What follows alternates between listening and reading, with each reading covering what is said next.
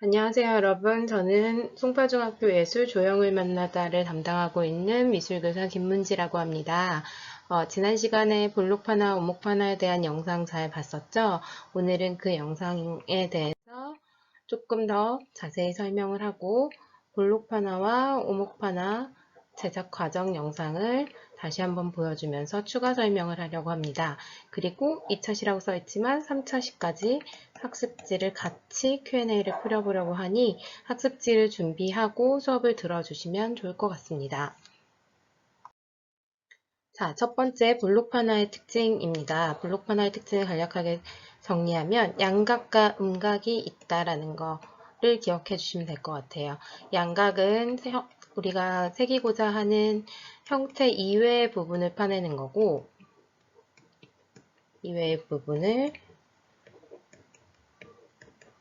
파내기 해서 색깔이 형태가 검정색으로 검정 잉크로 찍었다고 했을 때 검정색으로 나오는 거고, 음각은 이 반대로 형태 자체를 파내기 때문에 형태가 흰색이 된다는 점 이해 다 갔었을 거라고 생각합니다. 그래서 우리가 쓰고 있는 도장도 이름이 하얗게 나오는 것도 있고 색깔이 있는 빨간색으로 나오는 것도 있다는 거 여러분 이해하겠죠? 그리고 볼록파나의 가장 큰 특징은 부식이 필요 없다는 거예요. 그래서 부식이 필요 없기 때문에 잉크나 롤러, 문지를 수 있는 바렌이나 스푼, 찍을 수 있는 종이 정도만 있으면 아주 간편하게 제작을 할 수 있다는 거죠. 가장 필요한 건 보통 조각도를 쓰니 조각도라고 생각을 하시면 될 것 같습니다. 가장 기본적인 파나라고 생각하시면 돼요. 블록파나는 판의 종류에 따라서 여러 가지로 나뉘는데요. 첫 번째 직판화, 두 번째 목판화, 세 번째 고무판, 리놀륨판, 마지막으로 직판화가 있습니다. 이 차이는 판의 특성에 따라 달라지는 차이인데요. 직판화는 당연히 종이, 목판화는 목판, 고무판, 리놀륨판은 판화는 이 고무판과 리놀륨을 쓴다는 거고, 직판화는 보통은 나무가 매개가 됩니다. 자, 이거를 설명을 조금 해보면 직판화는 종이를 가지고 하는 거니까 딱히 깎거나 하지 않고 종이를 덧붙여서 층층이 쌓아 올려서 그 안에서 요철을 주고 그거를 찍어낸다고 보시면 되고요. 목판화와 고무판화, 리놀륨판은 이 판을 조각도로 새겨내서 양각과 음각을 통해서 찍어낸다고 보시면 됩니다. 그리고 좀 특이한 직판화라는 것이 있는데요. 직판화는 나무판에 뭐 클립이라든지 못이라든지 뭐 철망이라든지 이런 것들로 꾹 눌러서 망치로 두드린다거나 해서 자국을 내서 이것들을 음양각으로 준다고 생각하고 요거를 찍어낸다고 생각하시면 돼요. 직접 판으로 새기는 것은 아니지만 어쨌든 판과 새기는 효과와 같다고 볼 수 있겠죠. 자, 그래서 우리 조각도 준비물, 잉크, 롤러, 바렌 아까 얘기했었으니까 다 기억하죠. 그리고 과정은 판을 양각과 음각으로 파거나 찍고 잉크를 발라 종이를 덮고 바렌이나 스푼으로 문질러 찍어낸다. 이 잉크를 바를 때 쓰는 것이 바로 롤러라는 거죠.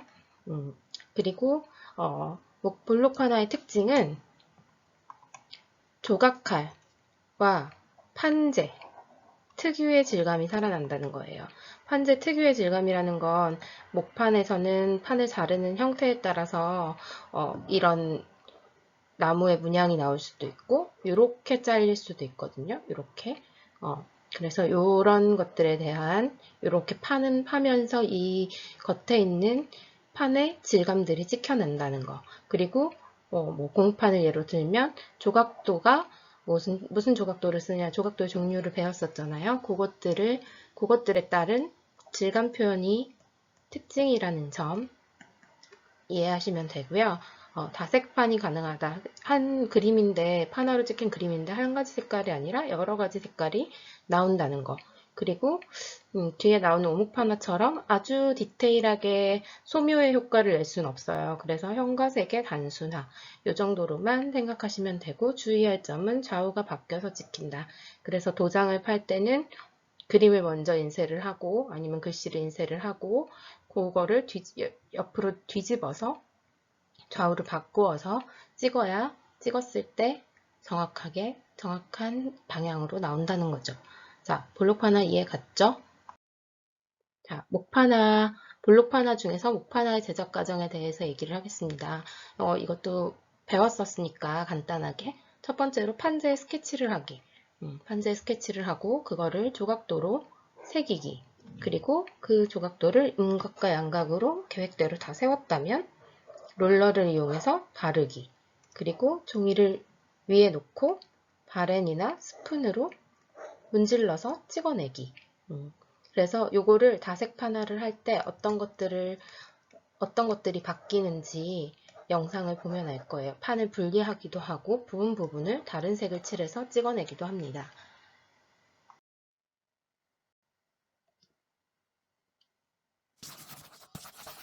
영상을 빠르게 보여주기 위해 배속을 해서 안녕하세요. 내차케 기현쌤입니다. 오늘은 다색 블록 고무판화를 소개하겠습니다. 먼저 내가 파는 것을 쉽게 알 수 있도록 제스를 고무판에 발라주는 작업이 필요합니다. 고무판이 어두워서 스케치한 게 잘 보이지 않기 때문에 이렇게 하얗게 먼저 칠해서 말려놓고 그 위에 스케치를 합니다. 자, 그럼 기본적인 스케치를 해보겠는데요. 이때 주의하셔야 할 것은 판화는 스케치한 이미지의 반대 방향, 즉 미러 현상이 생기므로 그리기 전에 어느 방향으로 그릴 것인지 꼭 생각해주세요. 지금부터 그려봅니다.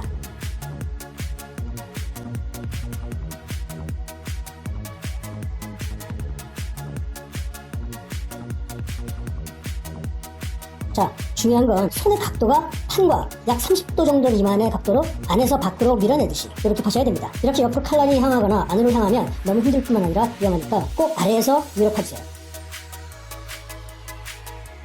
이렇게 지속적으로 한 방향으로 파주시는 게 효율적입니다. 그리고 칼을 내 몸쪽이 아닌 바깥쪽으로 갈 수 있게 해줘야 됩니다. 고무판을 살살 돌려가면서 파시면 쉽죠.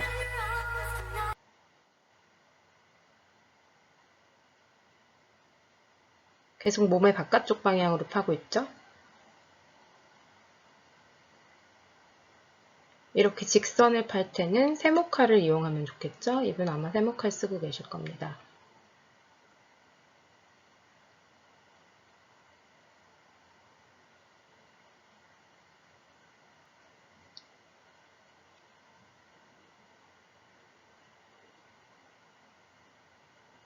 내가 그렸던 형태대로 이렇게 조각도를 바꿔가면서 판을 돌려가면서 판 작업을 합니다.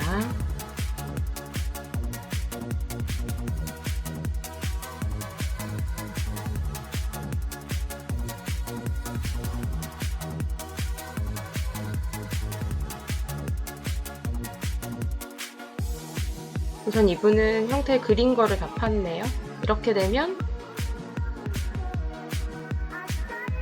양각이 나오겠죠, 양각이.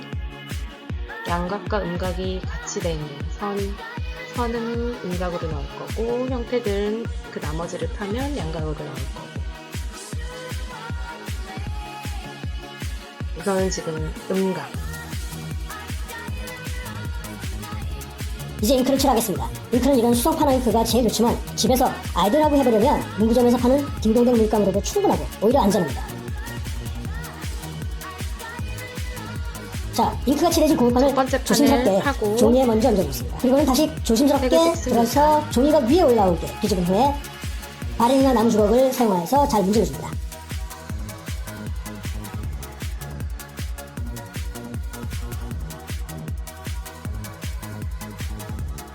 첫 번째 밑판이 이처럼 보통 노란색을 찍고 나면 컬러로 지금 블록 페인팅을 이거는 하고 다색판화를 하는 과정입니다. 다색판화. 이렇게 칼로 원하는 부분을 잘라주세요. 판을 분리합니다. 아까 말했듯이 판을 분리하는 과정이 있다고 했죠.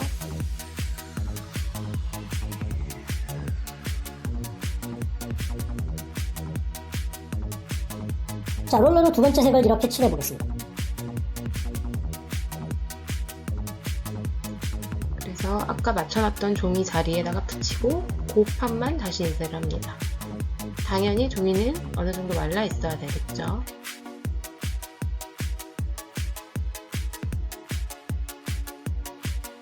자, 한번 찍힌 거 위에 다시 파서 색감이 다르게 해주려고 하는 물감을 거예요. 섞어서 칠하는 그라데이션 효과를 내보겠습니다.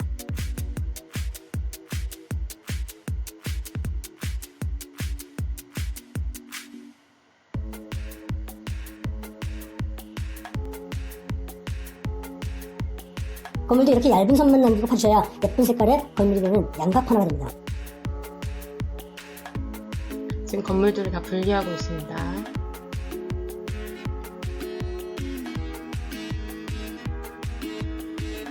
그리고 다시 건물들 내부를 디테일하게 묘사를 하고 있어요. V자형 조각도 세모칼을 썼다는 얘기죠.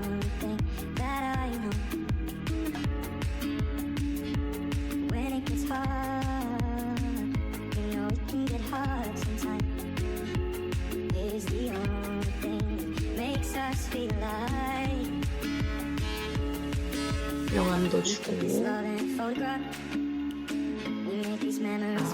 아까 떼놨던 자리에 그대로 붙여줍니다. 색깔을 칠해서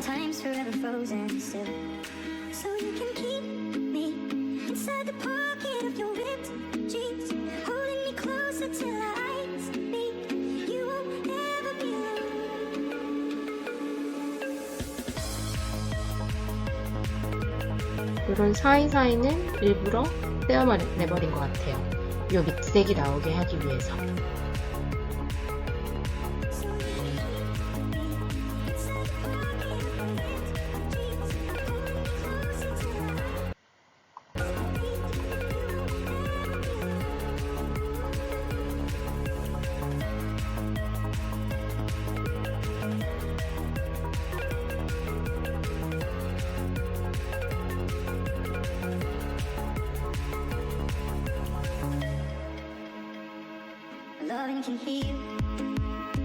지금 이분은 한 번에 찍으려고 이렇게 하지만 만약에 좀 하나가 잘못 찍히거나 마음에 안 드는데 이렇게 판을 다 파버리면 첫 판을 다시 못 찍기 때문에 첫 판도 여러 장 찍어놓고 두 번째 판도 여러 장 찍어놓고 이렇게 해서 수정하면서 찍어 나가면서 고치면 됩니다.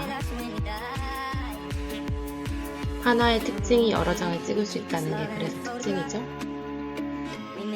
이제 양각을 만들기 위해서 주변을 파내는 작업들 문양만 살리고 하려고 거의 다 까맣게 파버립니다. 지금 하얗게 나온 부분에만 잉크가 묻을 거라는 얘기예요.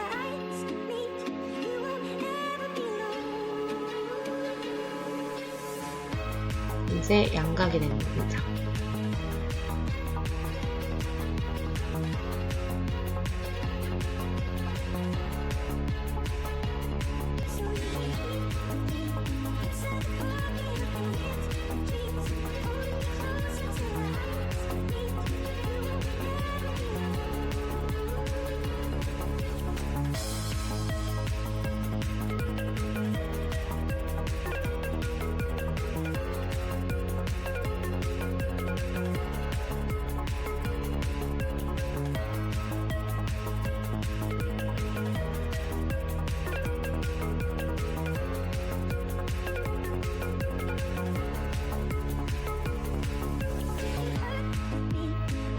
이해 갔나요? 양각감각?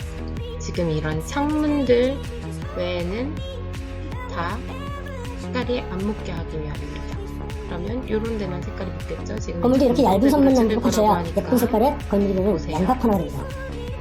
검정색으로 끝을 내기 전에 바다의 깊이감을 주려고 짙은 파랑으로 한 번 더 찍어줍니다. 이제 다 됐으면 글루건으로 모든 공판을 폼보드에 붙여주시고 검정 잉크를 발라주면 됩니다.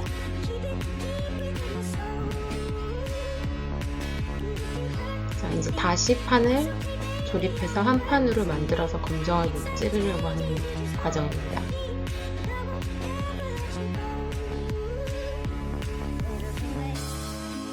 그렇게 해서 찍은 검정색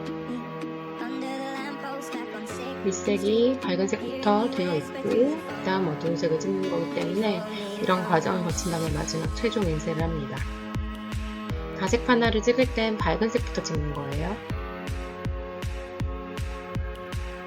그래서 최종 작품이 이렇게 나옵니다. 그러면 자, 이렇게 나왔네요. 이런 형상들 어떠세요? 사이에는 좋았으면 색깔이 구독 꾹, 나타나고 좋아요 팍팍, 그리고 댓글도 남겨주시면 감사하겠습니다. 색깔이 나타나고 원하는 부분에만 검정이 칠해지는 그런 파나들이 되겠죠. 그래서 볼록 파나의 예시 작품들을 한번 보면 요거 피카소 작품인데 화관을 쓴 여인이라는 건데 피카소는 리놀륨판이라는 걸 많이 썼어요. 리놀륨판은 고무판이랑 비슷한데 훨씬 더 강도가 세고 깔끔하게 된다는 장점이 좀 있습니다. 어쨌든 피카소가 리놀륨판을 즐겨 썼다는 거. 그리고 혹시 이런 거 많이 본 적 있죠? 시집도 내고 뭐 이랬던 작가인데 목판 화가인 이철수 작가라는 분의 작품입니다. 이분은 이런 것들을 다 지금 목판으로 작업을 많이 했거든. 검색해보면 굉장히 많은 작품이 나올 거고 여러분들이 실생활 속에서 많이 봤던 이런 작품들일 거예요. 다음은 오목파나입니다. 오목파나는 볼록파나와 다르게 프레스기라는 기계가 좀 필요합니다. 프레스기가 필요한 이유는 판면 자체를 긁어서 아주 약하게 긁어서 요 안에 잉크가 들어가게 하는 거예요. 음각하고 비슷하긴 하지만 요 홈 자체가 굉장히 작기 때문에 이 프레스기라는 기계를 통해서 압력을 줘서 찍어낸다고 보면 돼요. 그리고 오목파나에는 부식이 필요한 파나와 필요 없는 파나가 있는데 필요 없는 파나는 드라이 포인트, 메조 틴트, 부식이 필요한 파나는 에칭과 에커 틴트입니다. 오목파나는 보통이 아니라 대부분 금속판을 가지고 하는 게 특징이고요. 그래서 날카로운 송곳, 로커, 스크레이퍼, 버니셔, 부식액 등이 필요합니다. 요거는 뒤에 가서 자세히 볼게요. 자, 오목파나는 부식이 필요한 파나와 아닌 파나가 있는데 요 위에 거 두 개, 드라이 포인트, 메조 틴트는 부식이 필요가 없어요. 요거는 부식이 필요합니다. 에칭과 에커 틴트, 에커 틴트는 이렇게가 맞네요.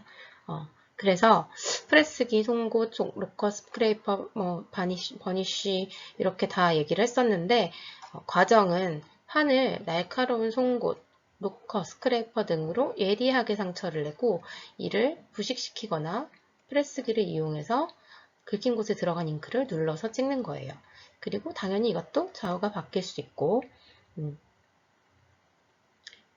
특징은 볼록파나는 굉장히 거칠고 투박한 면이었었다면 얘는 가늘고 예리한 선, 세밀한 표현, 소묘 같은 표현이 가능하다는 것을 알 수가 있어요. 작품들을 보면 볼록과 오목의 차이점을 확실히 느낄 수 있을 겁니다. 자, 에칭의 과정을 살펴볼게요. 에칭 저번에 봤지만 에칭은 철판에 스케치를 하고 그 다음에 그라운드라는 걸 발라요. 그라운드 니스라는 거는 아스팔트 깔 때 나오는 타르 같은 건데 부식이 되지 않는 부식 방지 고체라고 하면 될 것 같고요. 부식 방지용 고체라고 하면 됐고 요거를 아주 얇게 발라가지고 요거를 붙입니다. 이걸 붙이고 나서 니들이나 뷰린이라는 뾰족한 것들로 이렇게 스케치를 막 해요. 스케치를 그림 그리듯이 데생하듯이 막 해버리면 이 그라운드 니스와 함께 철판이 조금씩 긁히게 될 거거든요. 이 긁힌 걸 부식액을 바르거나 부식 용액에 담궈요. 그러면 이 긁힌 부분 외에는 부식이 되지 않고 긁힌 부분만 부식이 될 거예요. 그렇게 되면 아주 편면에 요만한 스크래치를 냈다고 하더라도 부식이 되면서 조금 더 커지고 그런 효과가 날 거거든요. 그래서 안 한 곳과 한 곳이 차이가 조금 도드라지게 된다. 그럼 여기에 잉크가 더 잘 들어가겠죠? 티가 날 거고.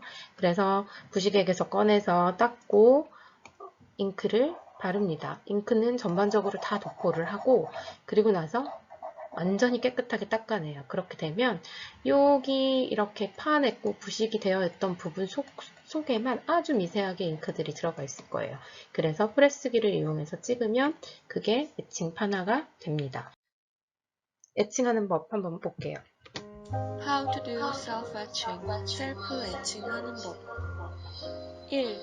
허영과 거짓말을 알맞은 비율로 잘 섞어 영혼에 발라줍니다. 굉장히 감성적으로 이 표현했으니까 잘 용액은 들어보세요. 굳으면서 영혼을 보호해주는 역할을 합니다. 이게 너무 그라운드 니스. 두꺼우면 쉽게 깨지고 너무 얇으면 쉽게 벗겨지니 스스로가 감당할 수 있는 농도로 발라줍니다. 2. 날카로운 무언가로 영혼을 갉아먹습니다. 가장 좋은 도구는 타인의 시선입니다.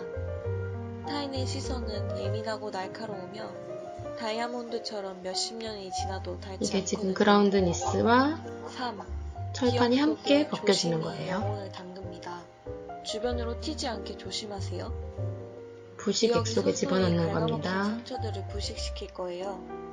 상처가 깊어지길 원하는 만큼 더 오래 둡니다.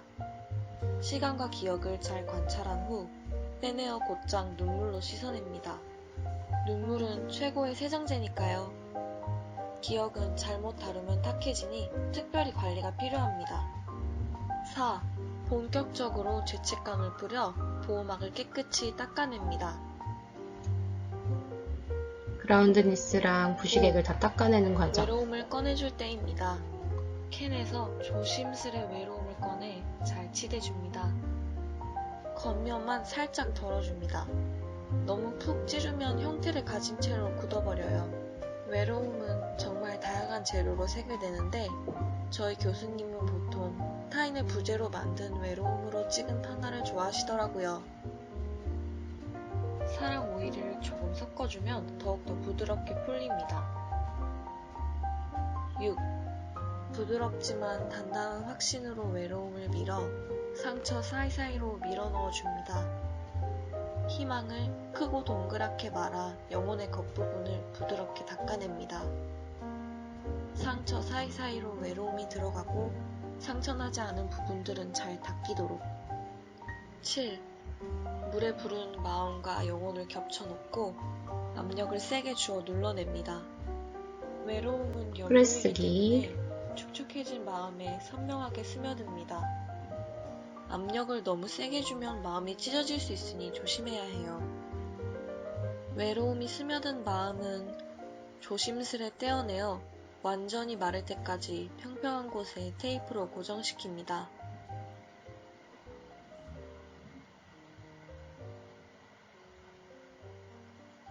자, 이게 애칭의 과정입니다. 애칭에 아까 우리가 긁어냈던 부분 속에만 딱 들어가게 했죠.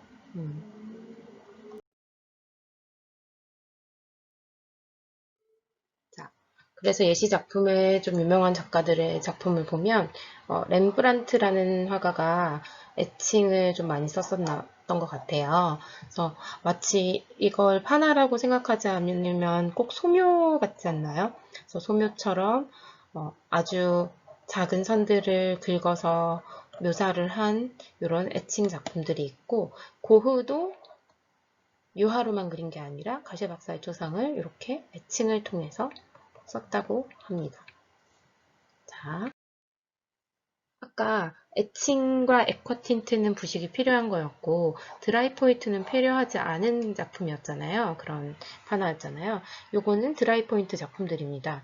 이 작품은 문정희라는 작가의 곰 4마리라는 이런 작품이고, 그리고 고흐의 가시에 박사의 초상이라는 건데, 이 드라이 포인트는 부식을 하지 않고 그대로 그냥 판면을 직접 긁어내서 합니다. 그래서 이렇게 아주 뾰족한 도구로 이런 식으로 명암을 주면서 하는 거고, 많이 한 곳과 아닌 곳은 이렇게 명암 차이가 나는 거예요.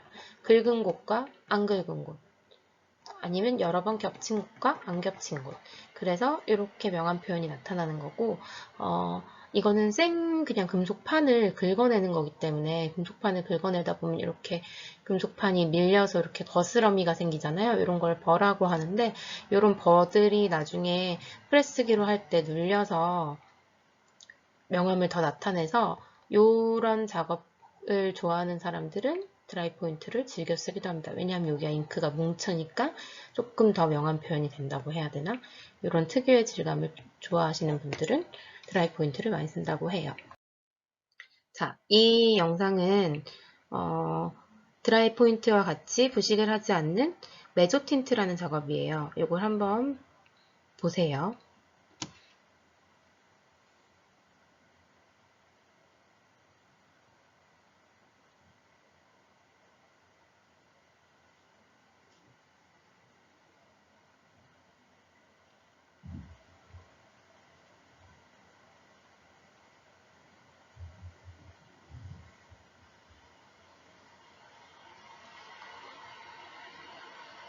요 작품들을 하기 위한 도구들이에요. 이게 다 하나하나 칼날이 숨어져 있는 도구입니다. 로커라는 도구고요.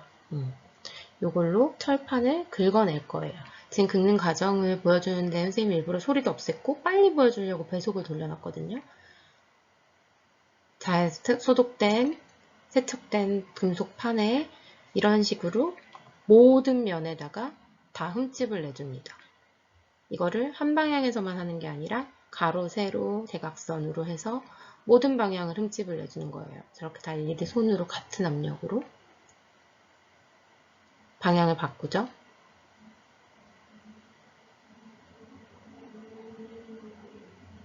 자, 그렇게 하고 나서 보면 이런 식으로 상처들이 생기는 거예요. 금속판에. 이거를 전면에 하면 이런 식으로 나온다는 겁니다.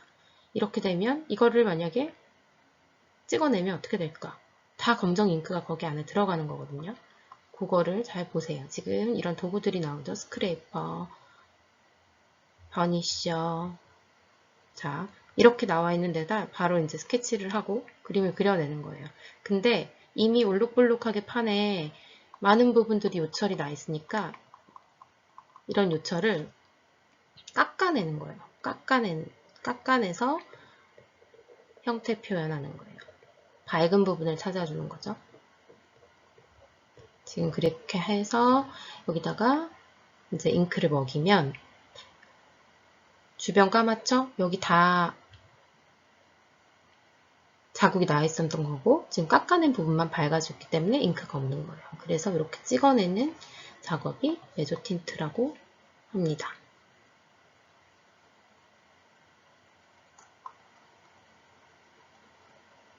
이렇게 하고 나면 이런 작업들이 완성이 되는데 굉장히 어둡다는 생각이 들죠. 왜냐하면 이런 판에 이런 식으로 새기기 때문이에요. 새기는 이렇게 하얗게 되는 게 지금 이렇게 하얗게 된 게 금속판에 이런 요철을 깎아내서 평평하게 만드는 거예요. 이 평평한 면에는 물감이 절대 들어가지 않잖아요. 그래서 이런 식으로 작업을 하는 게 메조틴트고 그래서 굉장히 힘이 많이 들어가는 작업이에요.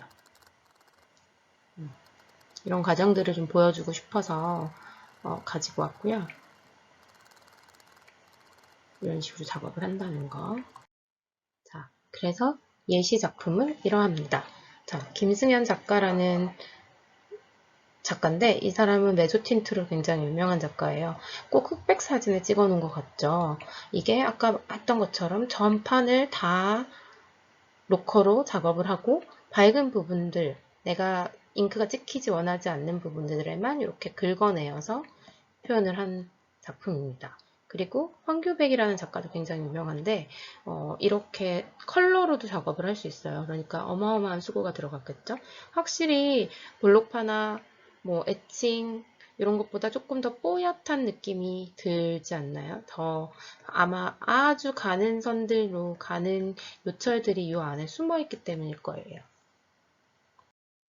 자, 이제 2차 시, 3차 시 학습지를 한번 보겠습니다. 자, 이제 너무 쉬울 것 같아요. 여러 번 봤으니까. 1번 2차 시 학습지입니다. 2차 시 학습지 준비하고 보세요. 자, 볼록 파나에는 집 하나와 목 하나가 있다. 맞습니다. 너무 당연한 거라 설명하지 않을게요. 오목 파나는 판을 부식시켜 바렌과 스푼 등으로 문질러 찍어낸다. 아니죠. 바렌과 스푼은 요 볼록 파나에서 필요한 거고 오목 파나는 프레스기가 필요합니다. 네. 그 다음 3번. 평판은 판에 구멍을 뚫어 물감을 밀어 넣어 찍는다. 첫 번째 시간에 나왔던 얘기죠. 그래서 실크 스크린이 있다고 얘기를 했었고, 요거는 다음 시간에 아마 또 다시 영상을 보게 될 거고요. 자, 4번. 판화는 간접적인 표현으로 회화와 다르게 칼자국이나 특유의 판의 질감이 나타난다. 네, 맞습니다. 이거는 볼록 판화에서 특히 많이 나타난다고 했고, 오목도 당연히 들어갑니다. 회화와 당연히 다르고, 평판화, 공판화 다 마찬가지입니다. 자, 에디션 넘버는 현재 작품의 순서, 작품의 총 매수, 제목, 연도, 작가의 사인으로 이루어지며 에디션 넘버가 있어야만 오리지널 판화로 인정됩니다. 이론상으로는 그렇고요. 오리지널 판화이지만 에디션 넘버가 없는 것들도 있습니다. 이게 다 들어가는 건 아니지만 어느 정도 필수적으로 들어가야 한다는 점. 6번, 우리가 실생활에서 사용하는 볼록 판화의 대표는 도장이며 평판화의 기법인 실크스크린 기법은 지폐 등에서 사용된다. 자, 앞에 거는 맞죠? 근데 실크스크린 기법은 옷, 티셔츠 이런 데 사용되고 지폐는 오목 판화입니다. 아까 우리가 배웠던 부식을 하고 철판을 인쇄하는 오목 판화로 사용돼서 X라고 할 수 있습니다. 다 이해가 갔죠? 자, 3차 시 학습지로 넘어가겠습니다. 3차 시는 어저께 한 걸 아마 더 잘 알 수 있을 텐데요. 위에 학습지 위에 있던 OX와 가로 열기는 아마 오늘 수업을 들으면서 다 채워낼 수 있을 거예요. 만약에 그렇지 못하신 분들은 Q&A 방에 남겨주세요. 자, 1번 음각은 파낸 형태가 검게 나타나며 양각은 파낸 형태가 밝게 나타난다. 음각은 이렇게 하는 거라 파낸 형태가 희게 나타나죠? 왜냐면 여기 물감이 안 들어가니까. 양각은 파낸 형태가 밝게 나타낸다. 양각은 요 면이 물감이 묻는 거기 때문에 검정으로 나타납니다. 그래서 바뀌었고 X. 볼록 판화에서 쓰이는 조각도 중 둥근 칼은 넓은 면을 파낼 때 쓰이며 맞고 세모 칼은 늘 글자나 날카로운 선을 팔 때 쓰인다. 맞아요. 아까 영상에서 봤듯이 날카로운 선을 할 때 썼죠. 오목 판화에서는 프레스기가 꼭 있어야 된다. 네, 너무 당연한 거고. 자, 드라이 포인트는 판에 직접 스크래치를 내기 때문에 거스러미가 생겨 잉크가 뭉침이 생긴다. 아까 그래서 그거를 선호하는 화가들도 있다고 했어요. 드라이 포인트도 당연히 프레스기는 씁니다. 그렇지만 직접 판에다가 한다는 거. 그리고 오목 판화는 오목 판화에서 부식을 하는 판화는 에칭과 에커틴트이다. 맞습니다. 에커틴트는 에칭과는 달리 송진가루를 이용한다고 생각하시면 되고요. 송진가루가 아주 얇게 뿌려내서 요거를 가열하면 판에서 요 판에 아까 로커처럼 요 송진가루가 들어간 부분은 부식이 안 되고 나머지가 부식이 되는 거예요. 그래서 부식을 시키고 요거 위에다가 다시 그림을 그리고 긁어서 표현하는 게 에커틴트입니다.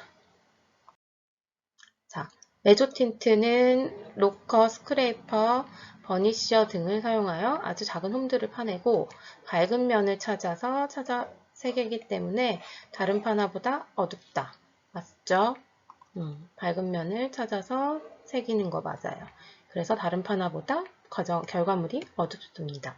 자, 송진가루가 열에 의해 부착되는 성질을 이용한 부식 작업을 하는 판화 작업은 에커틴트입니다. 맞아요. 좀 아까 설명했죠? 여러 가지 판화의 기법들을 혼합하여 사용할 수 있다. 네, 있어요. 여러분들이 나중에 미술관에 갔을 때 한번 작품들을 살펴보면 뭐 드라이 포인트 아니면 에칭과 에커틴트를 같이 쓴다거나 뭐 이런 작품들의 이제 그 기법들을 한번 보실 수 있을 거예요. 아니면 뭐 판화 작업 에칭을 하고 그 위에 페인팅을 같이 한다거나 뭐 이런 식으로 같이 써 있을 테니까 한번 보시면 좋을 것 같아요. 자, 오늘 좀 수업이 길었지만 여러분들 잘 들어줘서 고맙고 우리 다음 주에 다시 판화의 세 번째, 네 번째 종류로 만납시다. 오늘 고생하셨습니다. 다음 시간에 봐요.